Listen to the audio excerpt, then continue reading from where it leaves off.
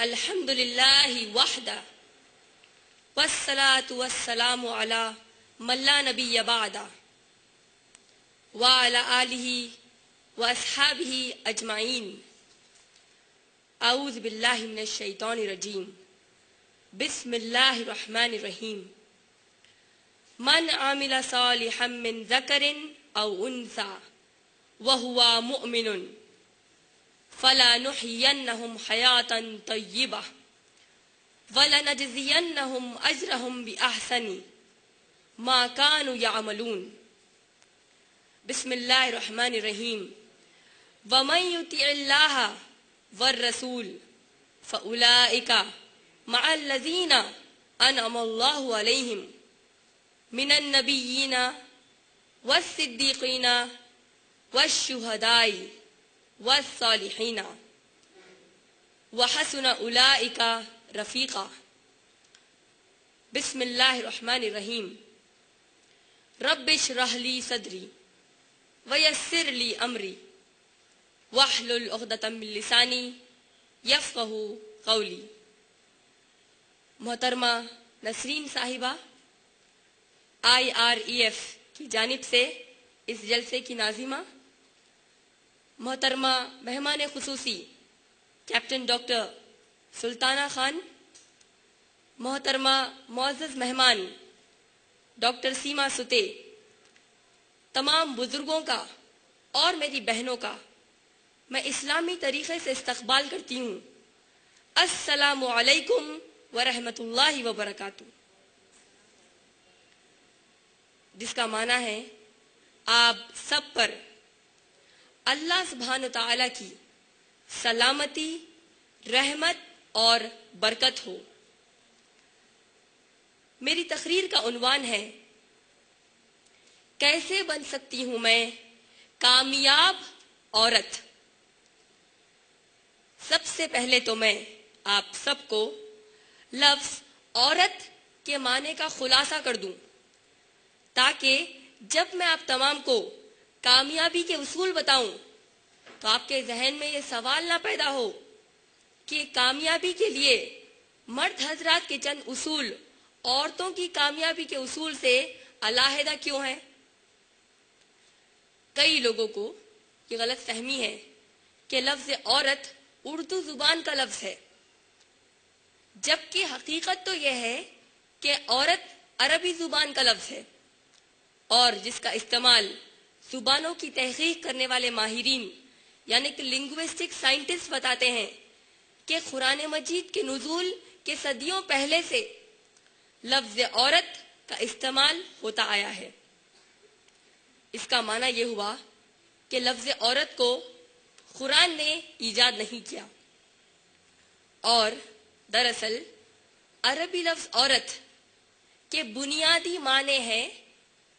गैर महफूज चीज, खुली हुई चीज या खुला हुआ मुकाम और खाली। इसके अलावा लफ्ज औरत के दीगर माने भी हैं, मसलन सरहद वगैरह में खलल पड़ना, जिस्म की ढांपी जाने वाली जगह कि अगर वो जाहिर हो जाए तो फिर शर्म महसूस हो। अगर हम लफ्ज औरत के इन तमाम मानों का जायजा लें तो पता चलता है कि जिस चीज को भी औरत कहा गया तो फिर उस चीज की फितरत में ही ये शामिल है कि उसे ढांक कर छुपा कर रखा जाए ताकि उसके जाहिर हो जाने से कोई नुकसान ना हो और न शर्मिंदगी का बाज बने। उर्दू जुबान में औरतों के लिए इस्तेमाल होने वाला मशहूर लफ्ज खातून है और इसी तरीके से अरबी में औरत जात को मरअतुन, इमराअतुन और निसा कहा गया। तो लिहाजा मैं मेरे सामियात और नाजिरात से गुजारिश करती हूँ कि जब वो मेरी बखिया तकरीर सुने तो इस बात का खास ख्याल रखें कि अगर औरतों को या खवातीन को कामयाबी चाहिए तो सबसे पहले उनको उस चीज पर अमल करना होगा कि वो अपने आप को ढांक कर रखें और अपने आप को जाहिर ना होने दें किसी ऐसों के सामने اور کوئی ایسی جگہ کہ جس کی وجہ سے خود انہیں شرمندہ ہونا پڑے یا ان کے اپنے ان کی وجہ سے شرمندہ ہو یا سارا معاشرہ بے شرم ہو جائے. اور تو اور ان سب سے بھی بڑھ کر یہ کہ اللہ اور رسول صلی اللہ علیہ وسلم کی نافرمانی اور ناراضگی ہم عورتوں کی دیگر کامیابیوں کا ذریعہ بنے. جس طرح انگریزی زبان میں عورت کو فیورٹ سیکس بھی کہا جاتا ہے اور اردو میں صنف نازک بھی کہتے ہیں، اسی طریقے سے عربی زبان میں، عربک لینگویج میں عورت کو مرأتن اور امرأتن کہا گیا، جس کا معنی ہے کوئی لبھانے والی چیز یا ایسی چیز جس سے دل کو تسلی ملے. عربی زبان میں عورتوں کو نساء بھی کہا گیا، جس کا معنی ہے پیچھے چھوڑ دی جانے والی چیز. عرب عورتوں کو نساء اس لیے کہتے کیونکہ یہ لوگ عورتوں کو گھروں میں چھوڑ کر میدان جنگ میں جاتے، وہاں دشمنوں سے لڑتے اور پوری کوشش کرتے کہ چاہے خود کی جان چلی جائے تو پرواہ نہیں، لیکن دشمن ان کی عورتوں تک آ کر ان کو کوئی نقصان نہ پہنچائے. تو گویا عورت کو نساء اس لیے نہیں کہا گیا کہ اسے کوئی ڈیگریڈڈ چیز یا گری ہوئی نظر سے دیکھا جا رہا ہے، بلکہ نساء اس لیے کہا گیا، پیچھے اس لیے چھوڑا گیا تاکہ خود سامنے رہ کر پیچھے والی چیز کی حفاظت کی جائے. اب آئیے دیکھتے ہیں کہ کامیابی سے مراد کیا ہے. اگر ہم عربی زبان کا جائزہ لیں تو عربی زبان میں اکثر کامیابی کے لیے فتحن اور فلاحن کے الفاظ کا استعمال ہوا، اور اگر ہم قرآن مجید کا جائزہ لیں گے تو قرآن مجید میں بھی اکثر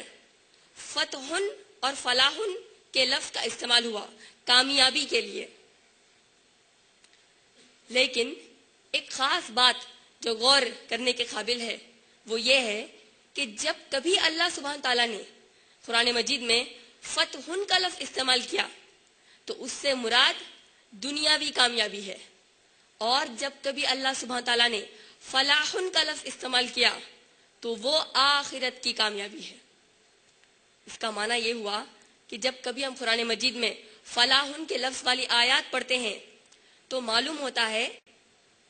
کہ اسلامی تعلیمات کی بنیاد پر ہم اگر عمل کریں گے تو اللہ سبحانہ تعالیٰ ہم کو آخرت میں کامیابی کا وعدہ کرتا ہے. مثلا توحید کا عمل، رسول کی اتباع، معروف پر ابھارنا، منکر سے رکانا، نماز پڑھنا، روزے رکھنا، حج کرنا، یہ سب ہمارے جو اعمال ہے اس کی ادائیگی اگر ہم کریں گے تو اللہ سبحانہ تعالیٰ ہم کو آخرت میں کامیاب ہونے کا وعدہ کرتے ہیں. لیکن میں آپ سب کو سب سے پہلے یہ واضح کرنا چاہتی ہوں میری تقریر کو آگے بڑھانے سے پہلے کہ آج کی میری اس تقریر میں آپ کو فلاحن کی کامیابی یعنی آخرت کی کامیابی کی طرف زیادہ توجہ اور یاد دہانی کر دوں گی، نصیحت کر دوں گی، نہ کہ فتحن والی دنیاوی کامیابی کے. مجھے بڑا تعجب ہوتا ہے اور اسے کئی گنا زیادہ افسوس ہوتا ہے کہ جب کبھی ہمارے ذہنوں میں کامیابی کا تصور آتا ہے تو ہمارے ذہنوں میں صرف فتحن والی کامیابی رہتی ہے، یعنی دنیاوی کامیابی رہتی ہے، اور آخرت کی کامیابی کا تصور ہی نہیں رہتا. جس کی وجہ سے ہم دیکھتے ہیں کہ لوگ بڑی آسانی سے دنیا میں نام، دنیا میں پیسہ، دنیا میں شہرت کے خاطر اللہ اور رسول صلی اللہ علیہ وسلم کی اطاعت کو چھوڑ کر اللہ کی پسند ناپسند، اللہ کی رضا اور ناراضگی کا لحاظ کیے بغیر اپنے دین اور اپنے ایمان کو فراموش کر دیتے ہیں.